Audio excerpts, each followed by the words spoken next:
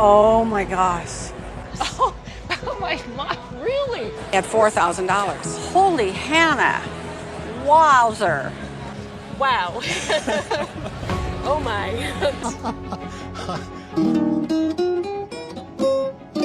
Presented here is a C.F. Martin guitar, originally crafted in New York in 1833. The guest's uncle, who went by the name Cowboy Slim, used to play live on the radio. This remarkable piece was given to the guest after his uncle's passing. Yeah, years ago in the early 90s, they appraised it from pictures I sent off, and they said around 10,000, and they were interested in buying it if I wanted to sell it, which...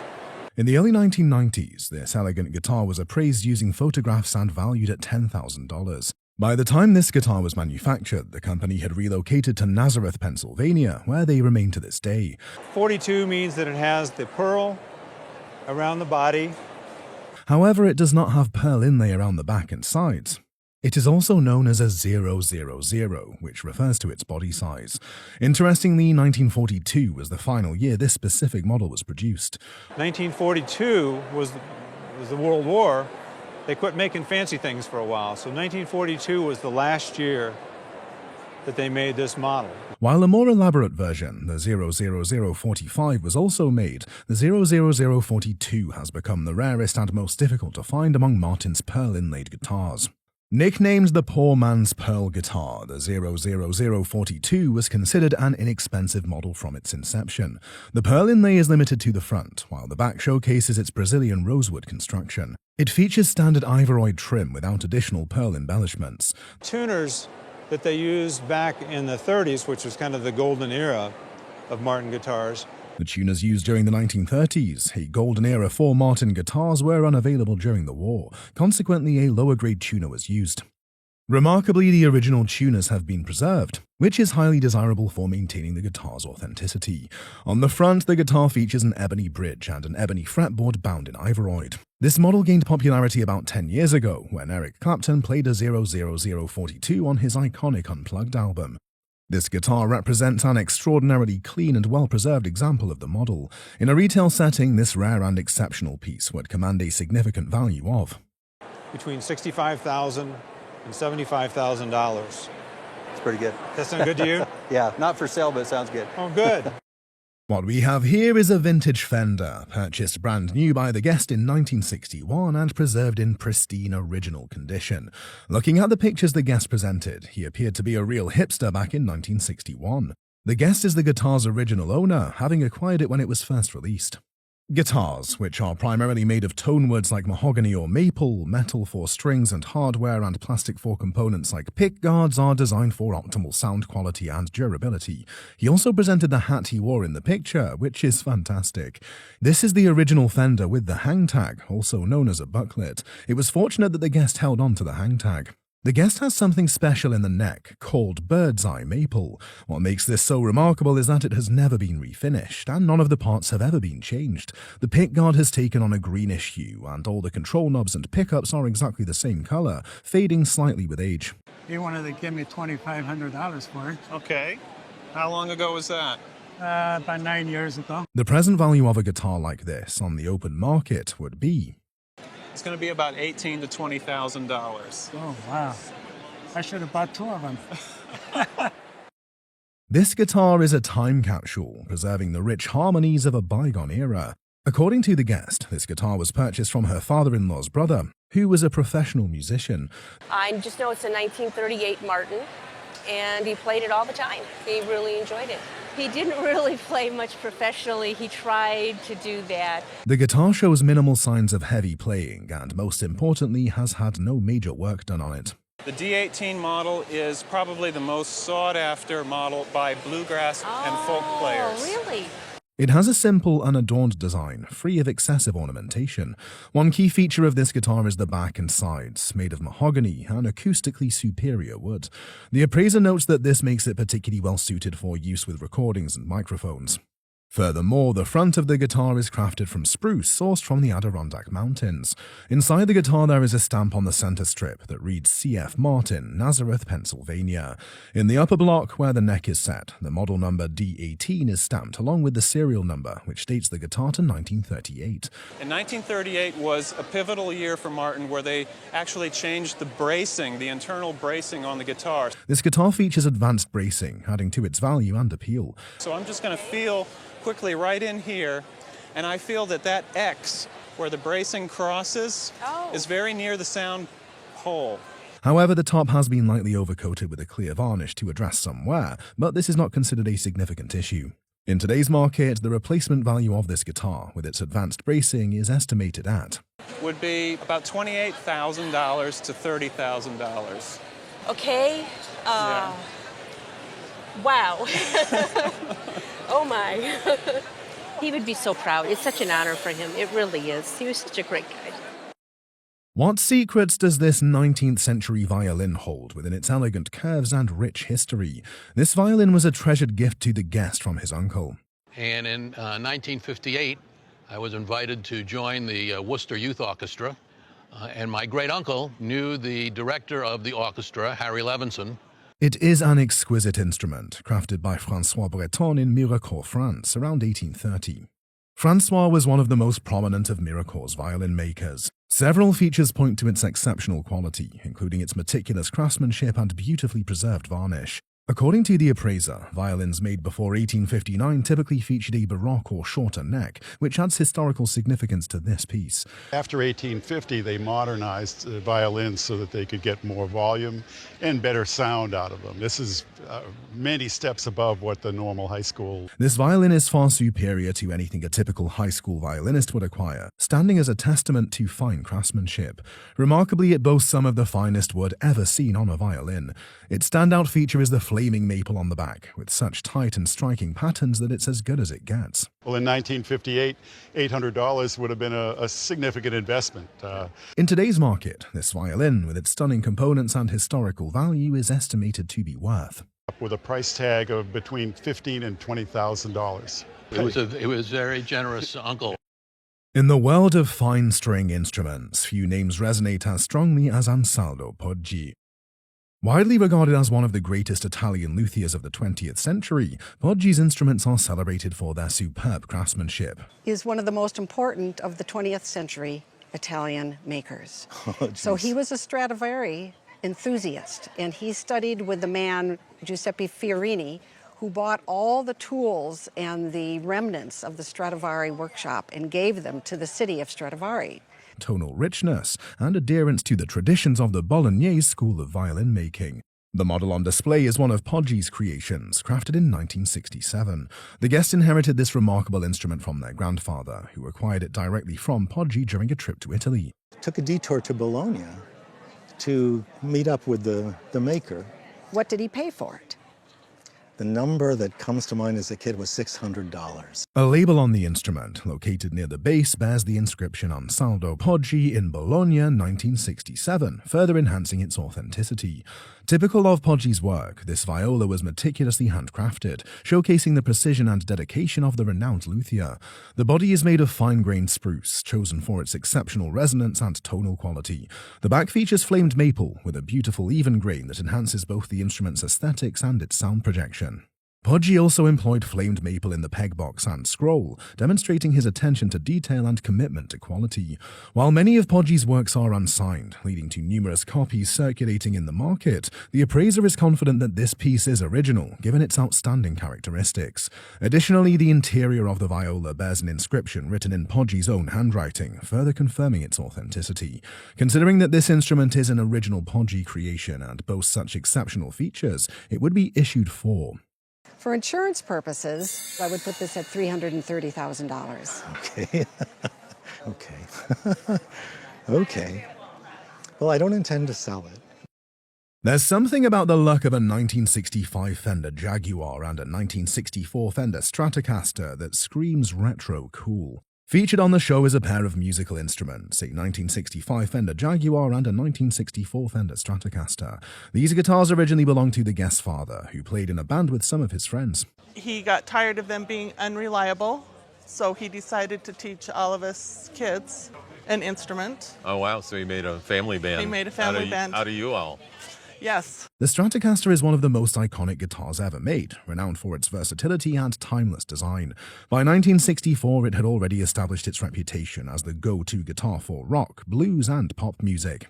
This guitar has a 25.5-inch scale length, which provides a bright tone, excellent string tension, and impressive sustain. It features a 5-way pickup selector switch. Early models had a 3-way switch, allowing players to blend various pickup combinations.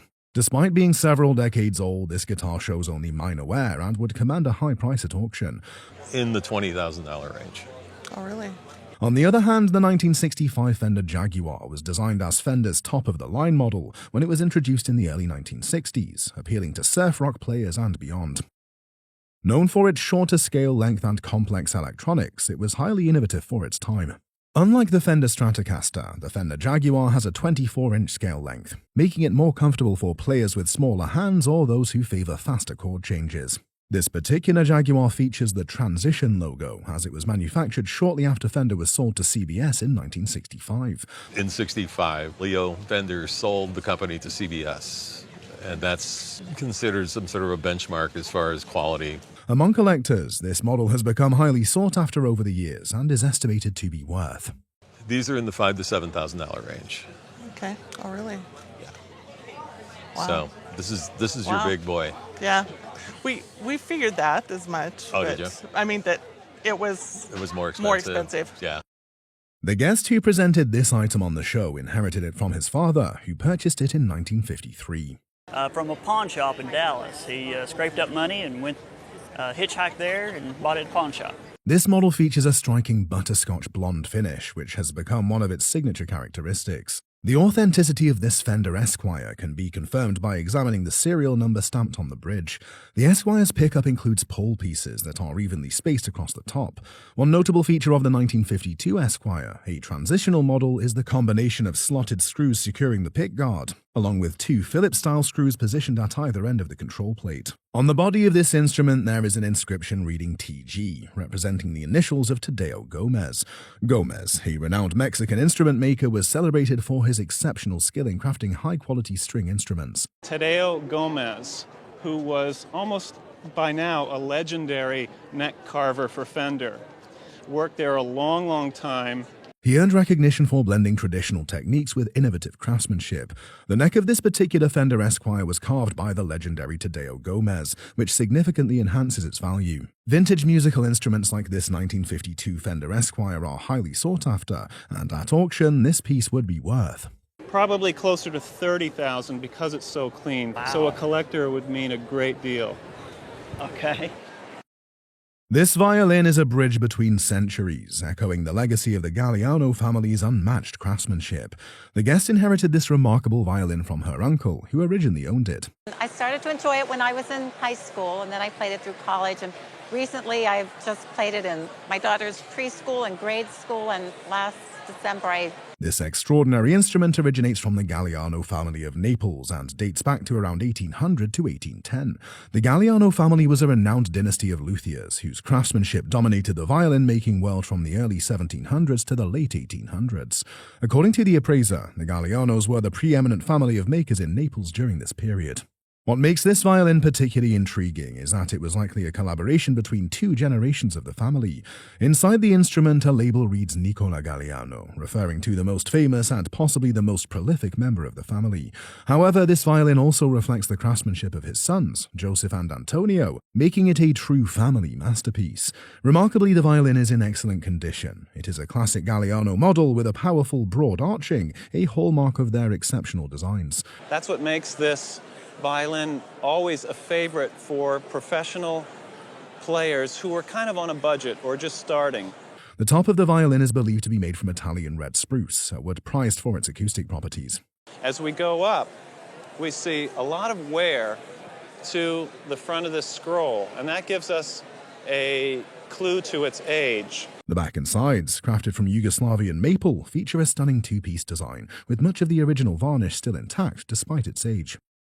Notably, the area at the back, where it frequently slid in and out of its case, shows a smooth, worn flatness, a subtle sign of its long journey through time. Adding to its value is a bow crafted in France by the renowned shop of Jean-Baptiste Vuillaume, considered the most distinguished violin dealer of his era. He had a whole crew of bow makers. Among them, which was his favorite, was Francois-Nicolas Voirin. The bow bears Vuillaume's stamp, and its bell-shaped head identifies it as an early work by Francois-Nicolas. The origin of this bow is to look at the actual stamp on it. And for that, we have to turn it upside down, because that's the way the French stamp their bows. So this being an early work of Francois-Nicolas Voirin, in its current condition, the bow alone would fetch an estimated price of, I'm going to value the bow at $12,000 to $14,000. As for the violin, a true testament to the Galliano family's legacy and artistry, it is conservatively estimated to command an impressive price of $60,000 to $80,000, and that would be an auction value. Who would have guessed that a dusty pawnshop find would turn out to be one of the most sought-after guitars in bluegrass history? According to the guest, she inherited this guitar from her brother, who originally purchased it from a pawnshop. And the man at the pawn shop said that it was once owned by Hank Williams. Remarkably, this guitar boasts exciting features, particularly its historical significance. It is a Martin D28, crafted in 1944. The appraiser, an experienced bluegrass player, described it as the holy grail for bluegrass enthusiasts. 1944 was the last year that they did scalloped bracings. Now, we can't show this on camera because we can't take your guitar apart, but when we were over at the musical instrument table, we got a mirror.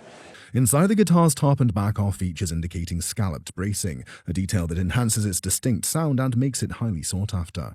One of its standout characteristics is the herringbone trim around the edges, adding to its visual and historical appeal. Additionally, the guitar is constructed with Adirondack spruce, Brazilian rosewood for the body, and its original inlay pattern remains intact. In this little inset where the fingerboard comes out, because that would have never had finish put on it. And also, when you look through the sound hole, you'll see that there's a little bit of varnish down inside of it, so whoever sprayed it. While the tuners have been replaced, a common modification for an instrument of this age, this does not diminish its value significantly. The other thing that I noticed was that there's a real light overspray on it. Not much, nothing that would really be a deal killer. At retail, considering its condition and rarity, this guitar is estimated to be worth. This guitar would retail for $35,000 to $45,000. It's kind of more than I thought. Well, that's great. That's unbelievable. Step back to 1953, when a legendary luthier's hands brought this custom D'Angelico archtop jazz guitar to life, a masterpiece of its era. The guest's father purchased this guitar for him in 1953. Went on from there. I was on the road for a few years with a few bands, and now I'm here. Yeah. This John D'Angelico archtop jazz guitar shows signs of normal playing wear, adding character to its storied history. John D'Angelico was a luthier from New York City, noted for his handmade archtop guitars and mandolins. Remarkably, it still retains the original sales receipt, handwritten by John D'Angelico himself at the time of purchase. In John D'Angelico's hand from when your father purchased this, right, on October 19th, 1953. Every D'Angelico guitar was essentially custom-made, and this one is no exception. And John D'Angelico is, by acclaim, the greatest archtop guitar maker ever. This particular guitar features a medium neck with a custom dark finish and originally came with a pickup, although it is no longer present due to the disintegration of the pickguard. Everything about this guitar represents top-tier craftsmanship. Notably, this instrument was crafted during 1953, widely regarded as the golden era for D'Angelico guitars. At retail, this vintage masterpiece would be valued at... would sell in the range of $30,000 to $35,000 at retail.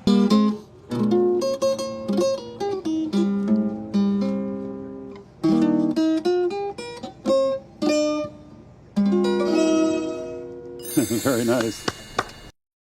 What happens when a master luthier like Lloyd Law channels his expertise into redefining the design of a mandolin?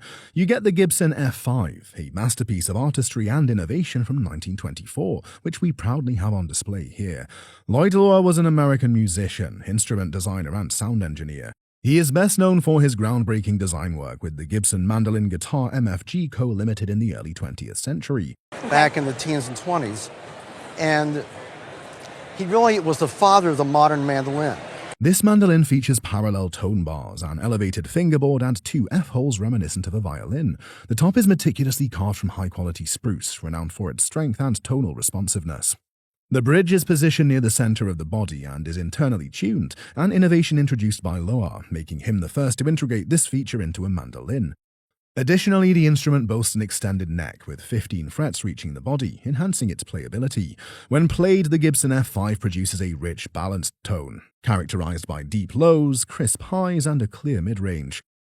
Inside the mandolin, you'll find the Gibson label and its serial number, while the side bears a master model number, authenticating the instrument's originality.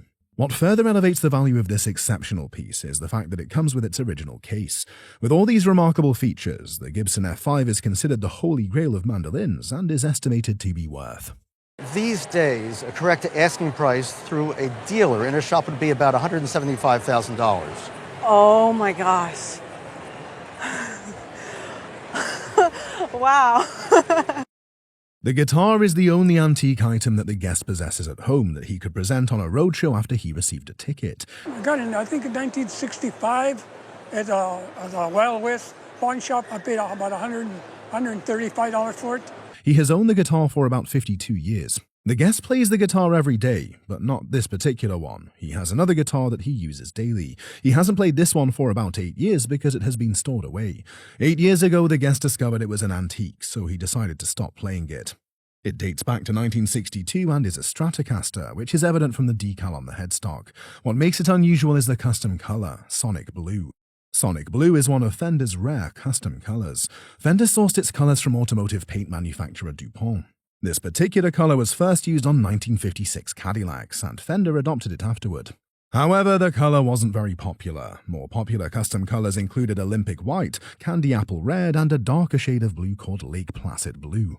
What has really elevated these guitars into legendary status is the fact that John Lennon and George Harrison each owned one. And there's session photos of those two guys playing matching Sonic Blue Stratocasters for that recording session. Now, George Harrison later repainted his with all kinds of fancy swirls. This connection has made Sonic Blue the mythical color for an early 1960s Stratocaster. That's what I've been offered, but... So what were you offered for it? I was offered $35,000 for it one time, and then I refused that, and they offered me $40,000. In today's market, at a specialty vintage guitar auction, a fantastic guitar like this might have a significant value of. A guitar like this might bring $45,000 and maybe even higher. This classic guitar was given to the guest's father for his 11th birthday in October of 1962. It is a left-handed Stratocaster that was custom ordered. However, not by my grandfather, who bought it for him by somebody else who didn't have the money to pay for it. And so it was available just sort of on a fluke. Moreover, the guest presented a photograph of his father posing with the Stratocaster. So popular at that time, all the great rock bands at the time, the Ventures, the Beach Boys, they all used this guitar. What made the guitar a little bit more unusual was the fact that it is a left-handed model. That said, another thing that made it particularly interesting was the fingerboard. It is what is called a slab fingerboard, which was later changed to a different style, making it even more exceptional. The serial number on the instrument can tell the year it was made, and it is well known that it was made in 1962, as the guest possesses a sales brochure from that year. The 1962 sales brochure indicates that this particular model of Stratocaster was priced at $289, reflecting its exceptional craftsmanship and appeal. This is what we call a custom-ordered instrument, as the color, Olympic White, was a custom color. It was a special order. Additionally, this guitar is in almost perfect shape. There's very little wear on the instrument at all. This is a very light guitar, which makes it easy to play. This instrument is highly desirable today due to its exceptional playability and the rich history behind it. However, being a left-handed model, it makes it a little harder to sell because there are fewer buyers. The appraiser consulted with his colleagues about the item, and it is believed that, in this condition, with the original case the guest possesses, everything at retail would be valued at $48,000 on it. Are you serious? I'm serious. Today's guest showcased a violin and a French bow made by her grandfather, Nicolas Heinz. My mom and dad always called him Pops. He died in 1945, so I never got to meet him. But he made violins and he repaired violins for the Philharmonic, the Boston Pops, the New York Symphony. He worked for a company for a while and then he opened up his own shop. And when he passed away, my mother took one of his violins and I played this violin since I was in second grade. And Heinz was a violin maker active during the 18th century, primarily associated with the Mittenwald School of Luthiery in Bavaria, Germany. His violins are renowned for their exceptional craftsmanship, rich tonal quality, and adherence to traditional construction techniques. He started training as a violin maker when he was 14 years old. So he studied with Frederick Koenig, who was a violin maker in New York City. And so your grandfather, from the age of 14 to 19 years old, trained with one of the top makers in the United States. This particular violin bears a label on the inside with the inscription Nicolas Heinz, violin maker and repairer, and is also branded with Heinz's initials.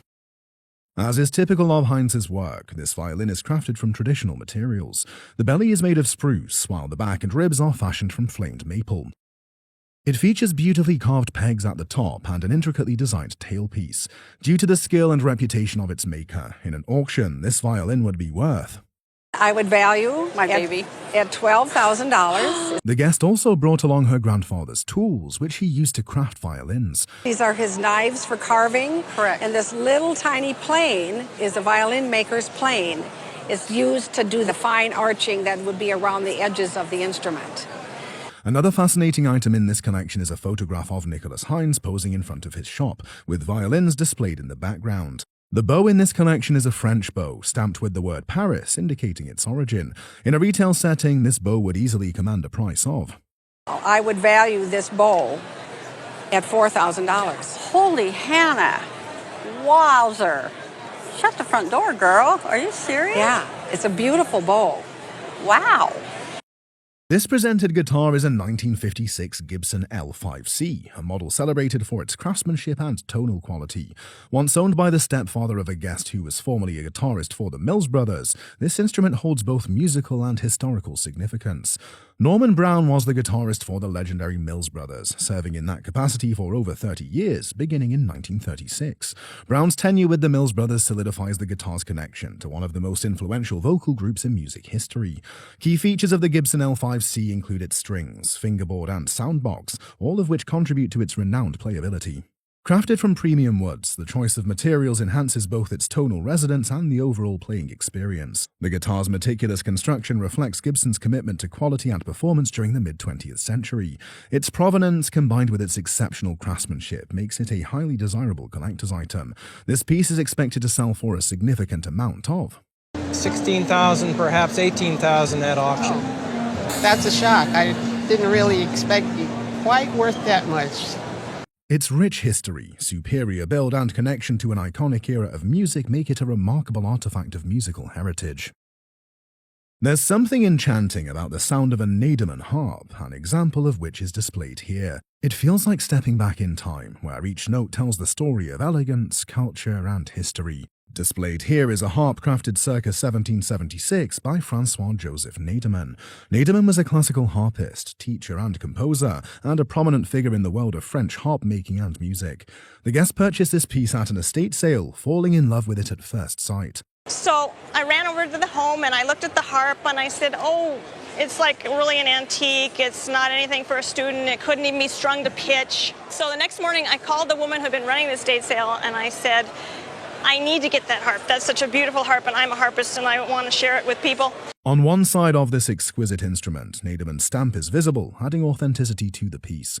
The soundboard bears a delicate painting of roses, likely created by an artisan from one of the royal workshops in the late 18th century. So 1776 was the year of the rose. You often find this on these French instruments. They have an association with a particular year. At the front of the instrument there is a replacement for what would have originally been the French coat of arms, the fleur-de-lis.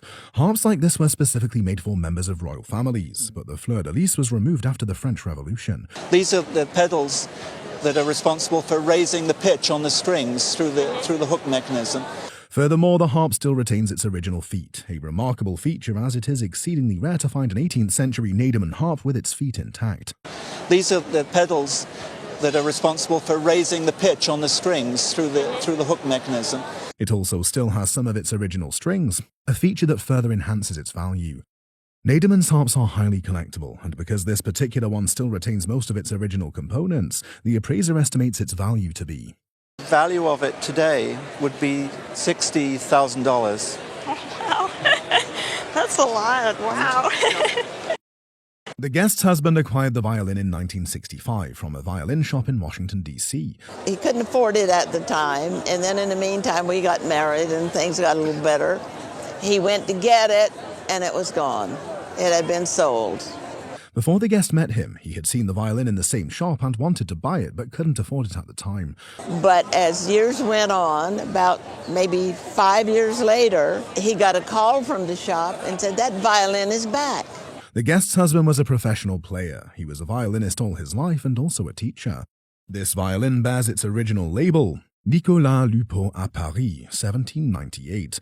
Lupeault was probably the most famous of all French violin makers and was often referred to as the Stradivarius of France. He moved to Paris in 1798 after working in Orléans, not far from Paris. This is a very nice copy of a golden period Stradivari violin. It is an example that the appraiser needed to spend quite a lot of time with when he first examined it, trying to decide if it was authentic.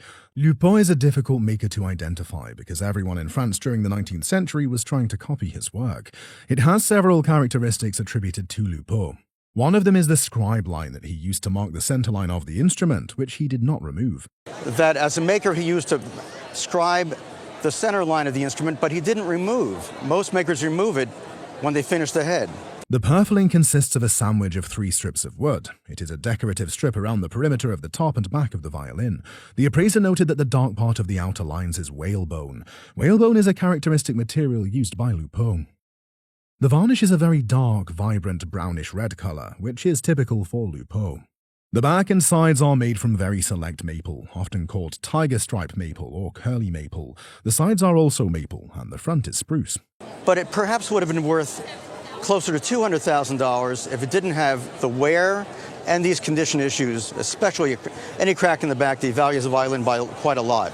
There are a few condition issues, mainly a crack that extends all the way up, along with round patches which detract from the value. The bow is marked with the number 7. It is a very fine French violin bow from the second half of the 19th century, from the school of Dominique Picard. However, it was not made by Dominique Picard himself, but by one of the workers who followed his style. In a retail setting, this classic violin would be priced at a significant value of $140,000.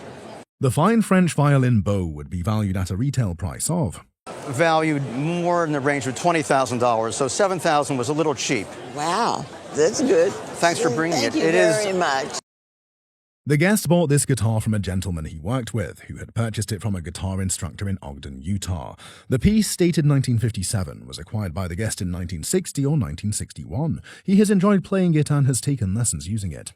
This Stratocaster, manufactured by the Fender Company founded by Leo Fender, was produced in 1957, though it may also date to 1958. It has a blonde finish, although it is understood that they didn't begin making the blonde finish until 1958. The finish could be mistaken for the Olympic white finish, but a lot of the grain can be seen through it. This detail makes it feel more like a blonde finish rather than the Olympic white. The Olympic white finish was a more opaque white, while this finish allows the grain to show through more prominently. The serial number indicates it is from sometime in 1957, although it is from the later part of the year. It features a well-crafted neck that offers exceptional playability. The piece appears original without conducting a thorough inspection, but the only modification made has been the replacement of the strings. It features a maple neck, a maple fingerboard, black dot inlays, an original decal, untouched original pickups, an original whammy bar, and an original tweed case with red lining. It seems to include a Fender Deluxe amplifier from the same period, which appears to be in decent condition. How much did you pay for it back in 1961? I paid, as much as I can recall, about $300. In the past year or so, the value of this model has skyrocketed. All solid-body Fender and Gibson guitars have seen significant increases in value. This classic piece, in its current condition, would be valued at a retail level. On a scale of 1 to 10, with the case, strap, and guitar being original, at approximately $50,000 to $60,000. Oh, my word. Takes my breath. This classic violin was given to the guest's family by the guest's aunt and was later inherited by the guest. The guest's family believe that it is actually from the 16th century because it has a label that says Caspar Tiefenbrucker 1595. Got a label that says Gaspar Tiefenbrucker 1519, and it's something that your great aunt played in recital. Yes, and she was and quite a musician. And it's been in your family all this time. This violin features a very unusual style. Instead of a spiral scroll, it has a carved man's head. Some believe that the head represents the maker, Caspar Tiefenbrucker. The carving on this example is quite fine, especially the details in the beard, the eyes, and all the facial features, including the hooked nose. There is actually an etching of Caspar Tiefenbrucker that this carving appears to be based on. Toward the bottom of the instrument, the beautifully inlaid flamed maple fingerboard is a notable feature. Moving down the face of the violin, various relief carved motifs are visible. On the sides, the wood is inlaid to resemble an old city scene. On the back, the design is striking, demonstrating outstanding craftsmanship and meticulous attention to detail. It features 3 types of decorations: relief carving at the top, an oil painting, and intricate inlaid woods that depict a scene of an ancient city. This piece is not actually from the 16th century. It is a French instrument made in the 1800s, likely by the shop of Desarets in Mirecourt, France. The piece includes a case and a bow. Examining the bow, it appears rather plain and seems to have not been used for quite some time as the hair is broken. As we take it out, we see that it's actually a very fine bow. In its simplicity, it's got a certain elegance. The bow was probably made in the late 1940s in the shop of Elgin Sartori in Paris. It features mother-of-pearl inlay in the eye of the frog and beautiful sterling silver fittings. It also has a beautifully carved head, which was entirely hand-carved using knife work. This bow by Elgin Sartori is a classic example from one of the most innovative makers of the 20th century. When the bow is turned, a stamp on the shaft can be seen. The value of the classic violin is estimated to be. The value of your violin is between $3,000 and $4,000. The value of the bow, although it was purchased to accompany the violin, is probably worth. Probably for $100. In a retail setting, this entire ensemble is worth a substantial amount of. It's worth at a retail violin shop $14,000 to $15,000 today. Holy smokes. When was the bow made? Late 1940s. No kidding. Wow.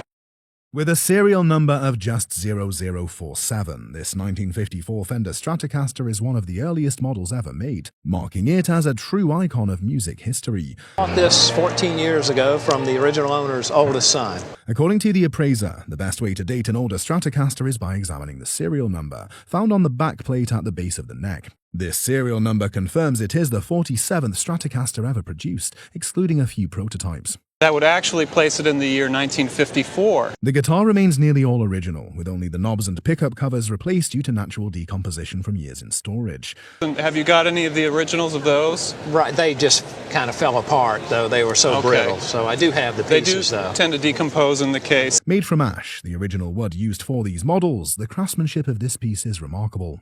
Its ash body is perfectly quarter-sawn, a rare feature that showcases an extraordinary level of precision.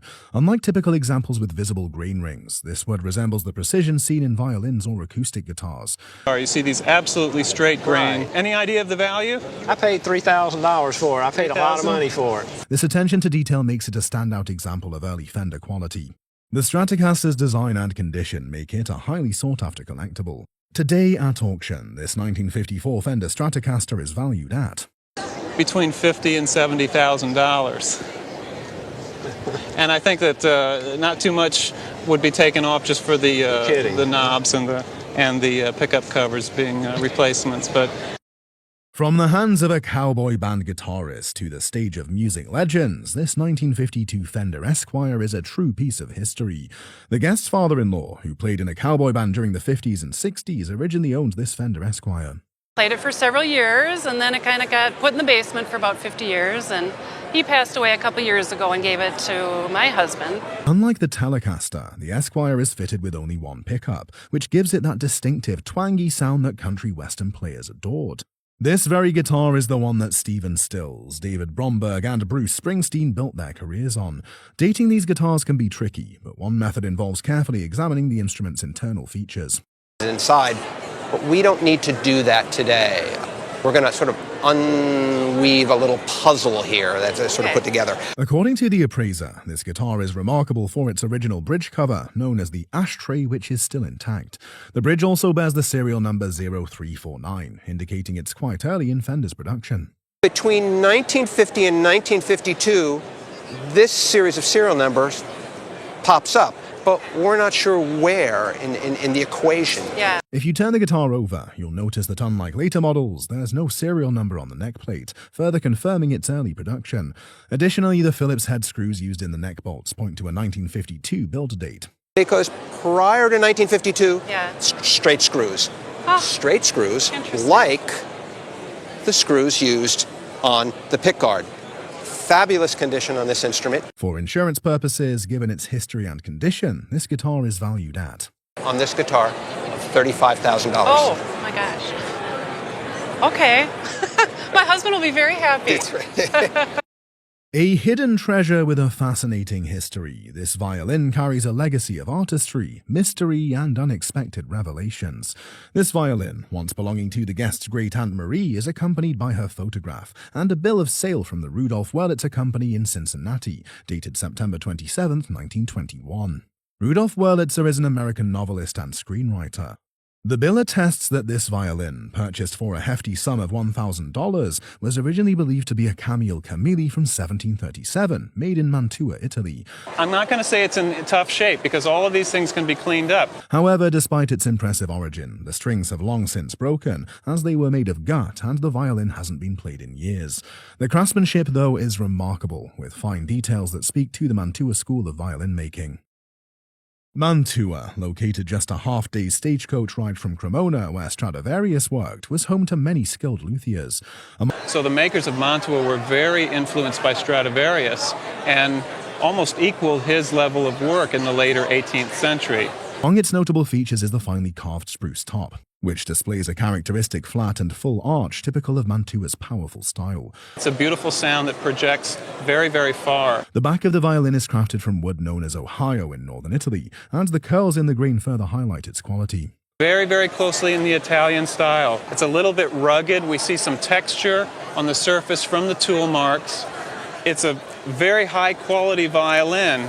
Despite these exquisite details, the violin is not a genuine Camilli, but rather a very fine forgery.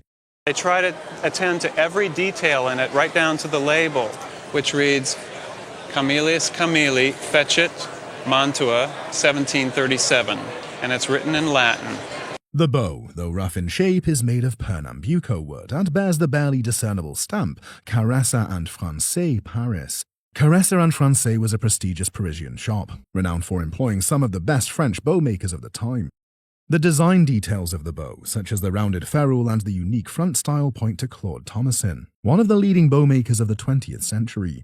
While this violin may not be the masterpiece it once was thought to be, it still holds considerable value. You also see that it has a certain registration number that corresponds to the Wurlitzer Company's certificate. At auction, the violin would be valued at $6,000 to $8,000. It's between $6,000 to $8,000. And the bow, given its condition, would fetch a similar price of... That is about $6,000 to $8,000. Presented here is a violin that has been cherished in the Guest family for decades, originally belonging to the Guest's father. The Guest's father had a long and illustrious career in the Air Force, eventually rising to the rank of Major General. The exact amount paid for the violin is unknown, but it was most likely acquired during the mid-1970s, coinciding with one of his tours in Germany. Although it was obviously played at some point, this violin was never repaired and has been mostly displayed on the wall. I think that the lion carving for the top of the peg box makes it really, really unique. The thing that we love too was the wood. The violin features a very striking pattern, and it appears to have been well loved. This is evident from the creases in the fingerboard, created by the strings as it was played over the years. It is clear that this violin has been played extensively and cherished deeply, as it remains beautiful and in remarkably pure condition. There are a couple of labels that are inside, but they're in a language that I don't read, so I was hoping that maybe someone could decipher it. My dad collected a lot of musical instruments throughout his career. The Guest's father repaired stringed instruments and even made some of his own. However, this particular violin must have been especially dear to him since he kept it rather than selling it. The appraiser is impressed by the fact that the Guest's father became a luthier and a violin maker. This indicates he had the expertise to recognize the exceptional qualities of this instrument. The back of the violin is made of maple, also referred to as bird's eye maple, which was a common material during a specific period in German violin-making history. This feature helps place the violin geographically and historically. There are two labels inside the violin. One is a repair label from H. Volt in Vienna, dated 1879, which explicitly states it is for a repair. The second label, written in Latin, bears the name Niccolo Amati, one of the great founders and originators of the violin in Cremona, northern Italy, in the 1600s or 1700s. A third label was also found glued inside the rib on the bass side. This label is upside down and identifies the maker of the violin as Matthias Hornsteiner. The label reads Matthias Hornsteiner, Lauten und Geigenmacher, Mittenwald, 1781. They were the earliest of the makers. Well, there were two families, the Klotzes and the Hornsteiners. And the Hornsteiners were really highly regarded. And Matthias Hornsteiner II is considered to be the top-notch member of the Hornsteiner family.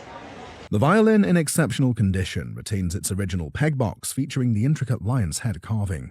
H. Voigt stamp can still be seen on the side of the neck, a detail he must have been incredibly proud of. We believe that he changed the neck to modernize the violin in 1879. Oh, my father would be so thrilled.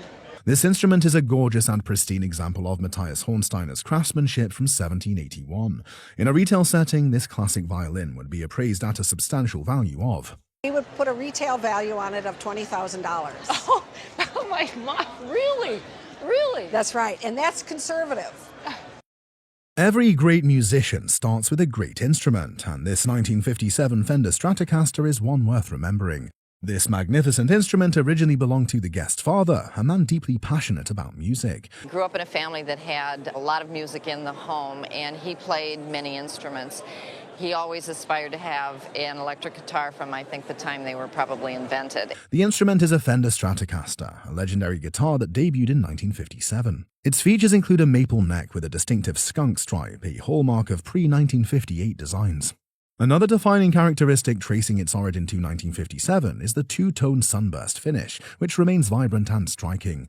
This finish, instead of being black to red to yellow, is black to yellow. Additionally, it boasts a non-laminated plate over the tremolo area on the back, a feature typical of its era. The maple fingerboard at the front adds to its allure, and the neck, when removed, reveals a date stamp of 857, confirming its authenticity. Inside of here, there's a date of 857, and that matches with everything else that I saw on the guitar before I did that, so it made me feel comfortable in thinking it is that. The pick guard is period correct, a non-laminated white guard with screws that appear untouched since its creation. Every element of this guitar, from the parts to the patina, speaks of its originality and remarkable preservation. At auction, this extraordinary guitar, considering its excellent condition, would command an estimated value of... I would guess somewhere in the neighborhood of $15,000 to $17,000. And it's a nice thing. You're very lucky. Oh my gosh. Oh, my dad is smiling somewhere. So. That's terrific. Crafted in an era of war and resilience, this cornet holds echoes of a legacy that transcends time, etched in its every curve and detail. This cornet originally belonged to the guest's great-great-grandfather, George Warren, and has been passed down through the family. It was presented to him by the 15th Regiment of Indiana.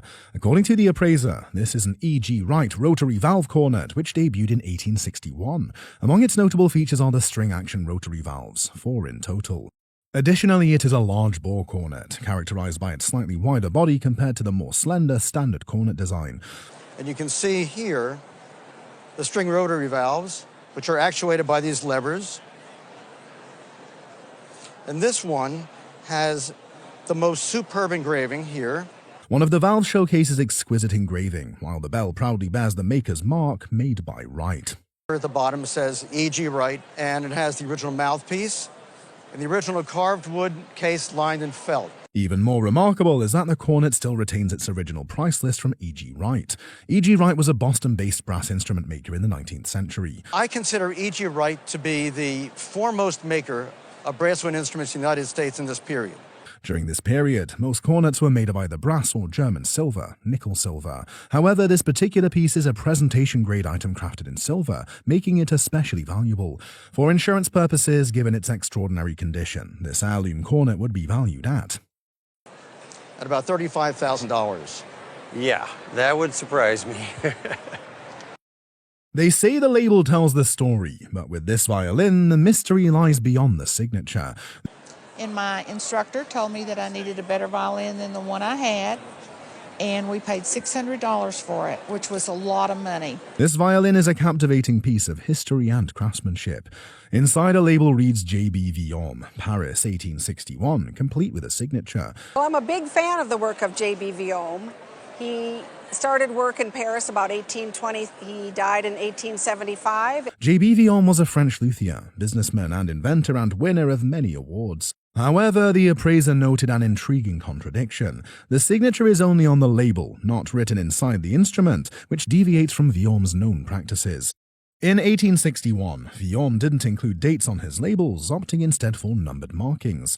He didn't put his date on the label. All he did was number them, and we know that certain numbers correspond to certain dates. Despite this anomaly, the violin showcases remarkable French craftsmanship. The appraiser was particularly struck by the flawless detailing, especially in how the purfling flows elegantly into the corners, a testament to exceptional skill. The conclusion that I came to is that indeed this is a French violin, and the date on the label is not far off, but I would put it more after the death of J.B. Viaume. Dated posthumously to around 1880, after Viaume's death, the violin reflects the work of artisans who continued his legacy, including the renowned Derazay. And there were some workers that worked for Viaume who continued working. While the appraiser couldn't definitively attribute the violin to Derazay, its quality is undoubtedly on par with his work. In excellent condition, this extraordinary violin holds a retail value of. I would value this violin in the retail market today at $25,000. Oh, wow. That's great. That is great. Dating back to the 19th century, this exquisite violin exemplifies the craftsmanship of its era, with intricate details and a rich tonal history. In a fascinating twist of fate, the guest's youthful passion for the violin, which led to the acquisition of this stunning instrument, gave way to a new harmony, a career in engineering. I got it in 1962, and it cost about $1,200, a lot of money, especially for somebody like myself. Initially attributed to the early 18th century, this violin's provenance was later revised following an appraisal, revealing it to be an early 19th century reproduction. Even though it's not as old as originally thought, the appraiser still considers this violin to be a significant instrument with a great history. The violin bears a label indicating its maker as Hendrik Willems of Ghent, Netherlands, dated 1728. Like a puzzle piece falling into place, the violin's true identity is revealed, a creation of the revered Kuipers school where Netherlands' finest luthiers once plied their trade. In the late 18th century, the Kuipers family, a dynasty of skilled craftsmen, began to make a name for themselves in the world of violin making. With each successive generation, their skills honed and their reputation grew. The Kuipers school became synonymous with excellence, attracting apprentices from far and wide. Under the guidance of master luthiers like Petrus Kuipers and his sons, the Kuipers school flourished, producing instruments that were sought after by musicians and collectors alike. Their violins, violas, and cellos were renowned for their exquisite craftsmanship, rich tonal colors, and impeccable playability. With the precision of a detective, the appraiser assembled the clues that confirmed this violin's status as a genuine Kuipers school masterpiece. Right back here, you can see that there's a certain kind of a dry scaling pattern that's very typical of the varnish of the Dutch school. So they used a glue ground underneath the varnish. A further distinctive characteristic of this violin, consistent with the Kuipers school tradition, is the meticulous purfling that adorns its body.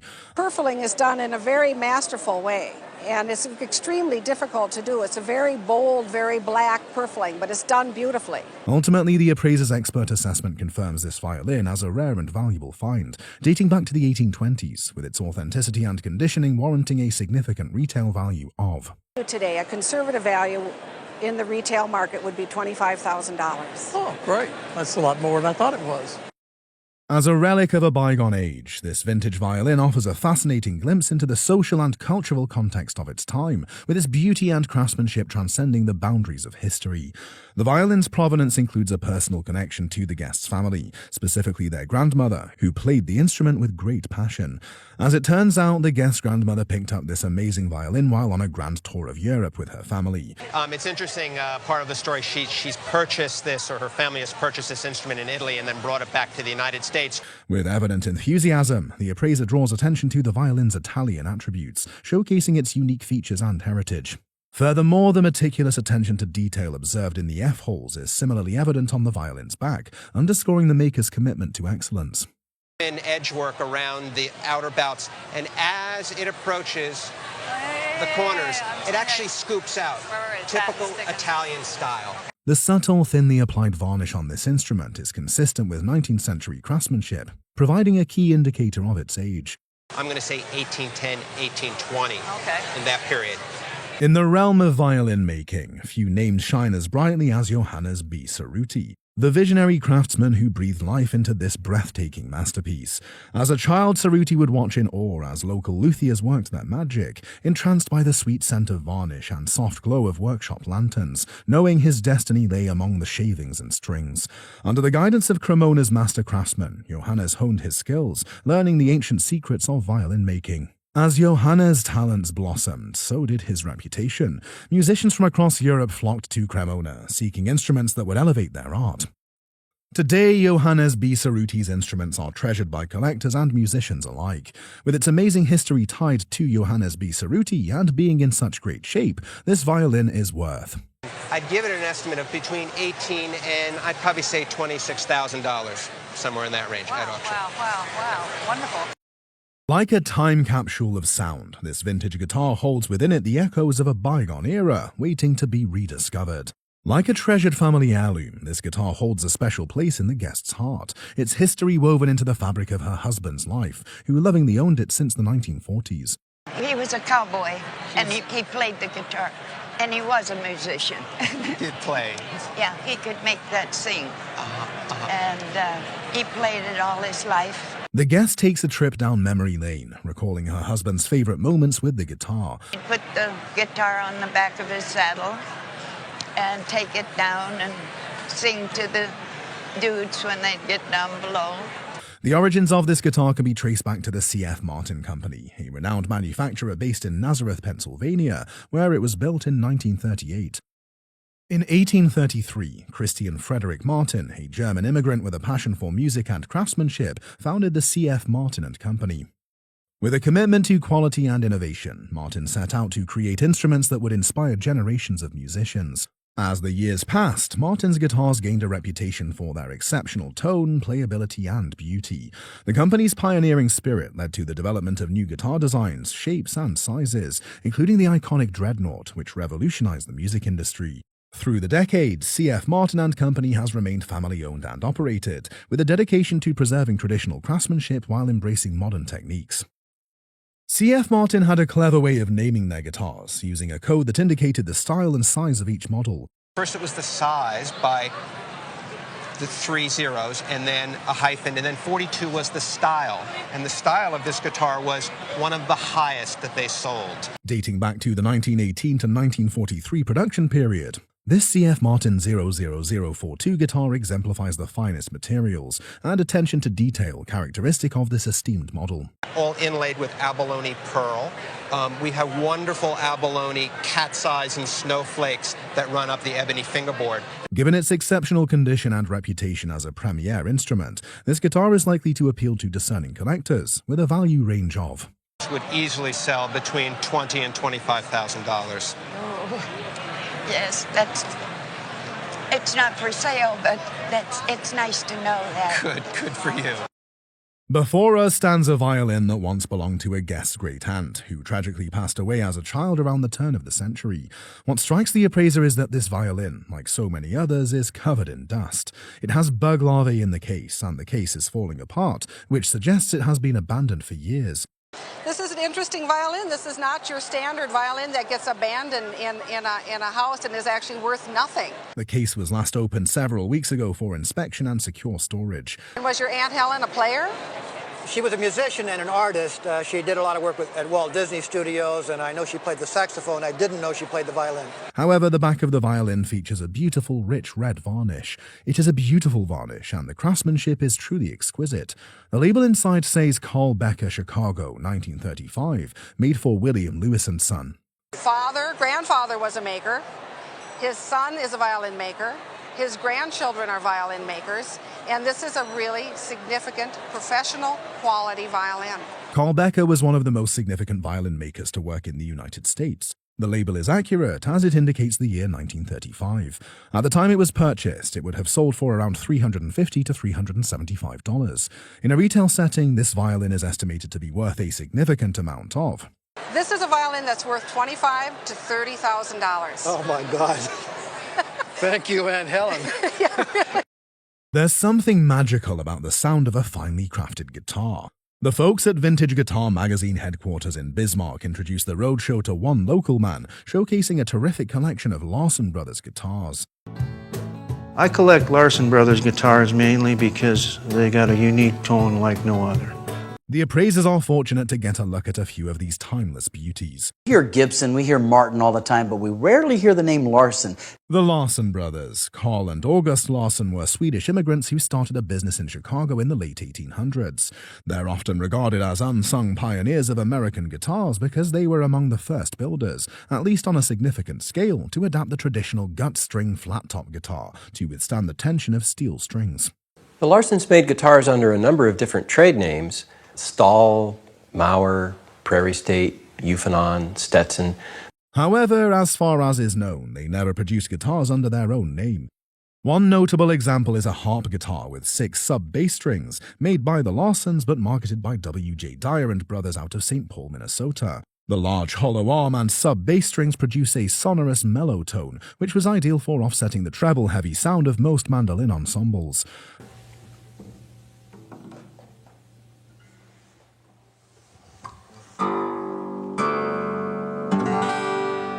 It sure would round out the sound of all those mandolins. This guitar, meticulously crafted around 1914, showcases the exceptional craftsmanship and innovative design principles characteristic of its era. New harp guitars very much like this that are easier to tune and are pretty good. Another notable Larson piece is a more traditional steel string guitar, remarkable for its size. At almost 19 inches across, it is larger than most guitars of its time. This guitar was made in the late 1930s or around 1940, near the end of the Larson brothers' careers. It was marketed under the Prairie State trade name and is now referred to as a Super Jumbo. How the Larsons described this guitar at the time is not known, but it remains one of the largest flat-top guitars ever made. Next to it is a guitar from about 10 years earlier, a standard-size guitar of that era. The Larsons took out several patents for their innovations to strengthen guitars, 2 of which are evident in this Super Jumbo model. One visible feature is the steel bar, which helps stabilize the body under the immense tension of the strings. The other feature, not visible, involves laminated braces that support the top. These braces had a hardwood layer sandwiched between 2 outer layers of spruce, making the top bracing significantly stiffer to withstand the tension. In a retail setting, this 1914 masterpiece would command a significant price of. It's going to be about $5,500 retail. This Super Jumbo guitar in a retail setting would also command a substantial price of. This one's going to cost you $22,000 to $25,000 retail. Really great to hear the story behind the Larson brothers and the unsung heroes of these steel string guitars. Thanks so much for sharing. You're welcome. An exquisite cello with a phony label, a bow of gold mountings, and a legacy of craftsmanship, this masterpiece carries the signature of the Klotz family and a story worth thousands.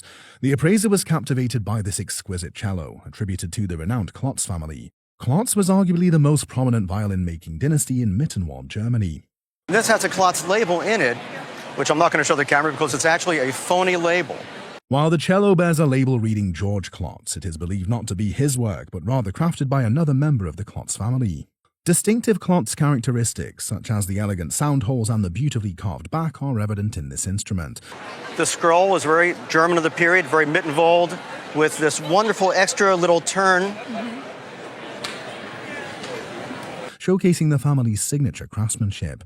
According to the guest, her family acquired this remarkable cello for her in the late 1950s, making it a cherished heirloom. We were in Chicago and I needed to graduate from a 3/4 cello to a full-size cello. And we bought this, we paid probably about $750 or $800, which was a lot of money at that time. Additionally, the bow accompanying the cello was purchased in 1969 from a shop in Philadelphia. It was crafted by W.E. Hill & Sons, a prestigious London firm renowned for its violin and bow-making expertise. Notably, the bow features gold mountings, further emphasizing its quality and value. For retail purposes, the bow, in its excellent condition, would be valued at Perhaps between $4,000 and $5,000. The cello, given its rarity and status as a professional-grade instrument, would command an impressive price of. 18 to 22,000. It was a good investment. Every instrument tells a story, and this violin whispers of Italian elegance and mastery. Possessions, including this violin. He was actually, I guess, he was in the army, and apparently he met her right at the crossing. And This is a remarkable violin that captivates the gaze and commands admiration. Inside, it bears a label of Romeo Antoniazzi, a name synonymous with highly regarded instruments. Now, the heyday of this shop was right around 1900. And Romeo Antoniazzi's instruments are highly regarded. However, this particular violin wasn't crafted by Antoniazzi himself, but was sold through his shop. Italian workshops of the time often affixed their labels to instruments made by other skilled makers to enhance their perceived value, a common practice in Italy. The appraiser confidently identified the actual maker of this violin based on unique design elements that deviate from Antoniazzi's style. These elements align precisely with the work of Claudio Gamberini of Bologna, who crafted this violin around 1920. Noteworthy is the violin's raised edge, known as a beaded edge, a feature that adds to its allure. How rounded off it is, and how it's thicker than the rest of the plate. Equally intriguing is the wood used, a northern Italian species called oppio, known for its tight curl, fine figure, and exceptional acoustic properties. Gamberini also used a varnish that was laid on quite thin. The elongated peg box, culminating in an oversized scroll eye, further sets the instrument apart. All of these are recognizable traits of Gamberini's work. With its exceptional condition and craftsmanship, this violin holds a significant retail value of At about $28,000 to $35,000. that's really interesting. What we have on the display table today is a Fender Telecaster, inherited by our guest from his brother. This guitar was manufactured by the Fender Company in 1953 and features a black pickguard. This one's from 1953. In late 54, they changed to the white pickguard rather than the black. Later models were equipped with white pickguards. The guitar's bridge has a cover commonly referred to as the ashtray, due to its resemblance to a literal ashtray when removed. Beneath the bridge cover, there is a serial number that serves as authentication for this piece. It boasts a blonde nitrocellulose lacquer finish, allowing the natural wood grain to shine through. Additionally, the guitar's neck is crafted from a single piece of maple, a hallmark of early Telecasters, offering excellent resonance and sustain.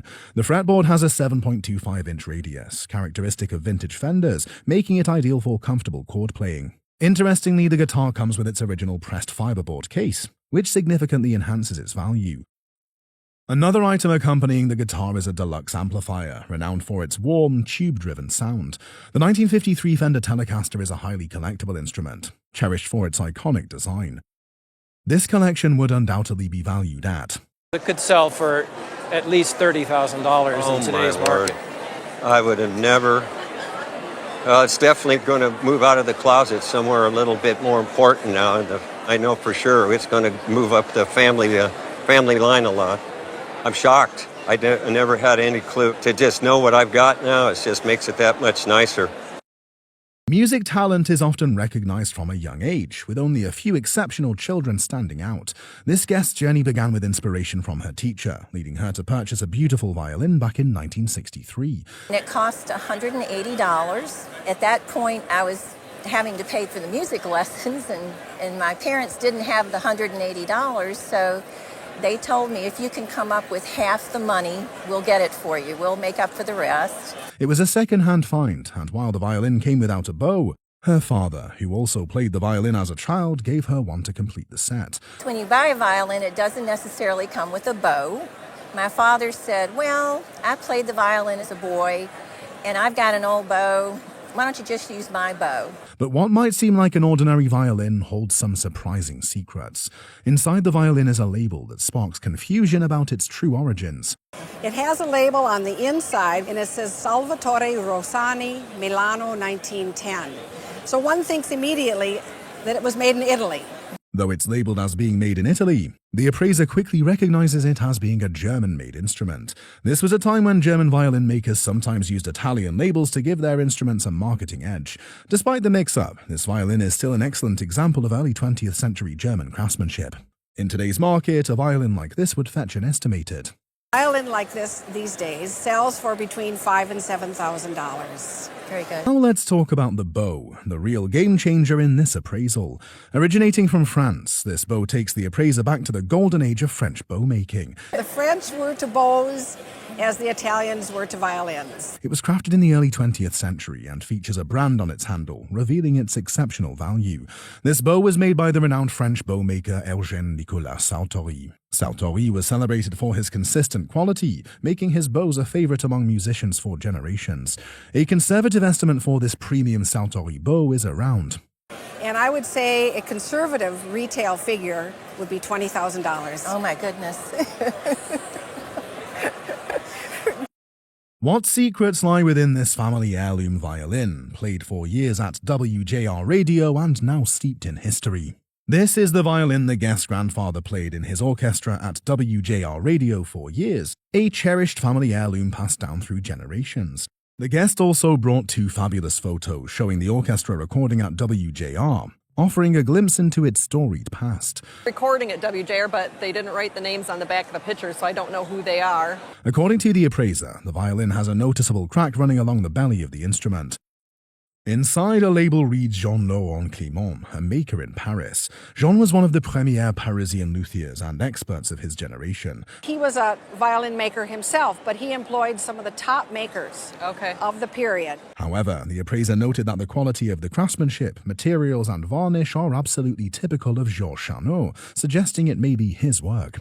This violin dates back to around 1820, and the wood is remarkably classic. Spruce for the belly and maple for the back, ribs, neck and peg box, materials used in violins since the 1500s. The peg box would be maple. It's very beautiful maple. Adding to its charm is a stunning alligator leather case, exceptionally well preserved. The leather has been preserved. It's also just very sharp and very much of the period of these pictures. On the retail market, this violin would command an extraordinary price of... In the retail market, would sell for at least $30,000 to $40,000. Oh, wow. The alligator case alone would be valued at $350. Would sell for at least $350. Oh, okay. So just the case Yeah. itself, I think, is Yeah. significant in the world of cases. Wow.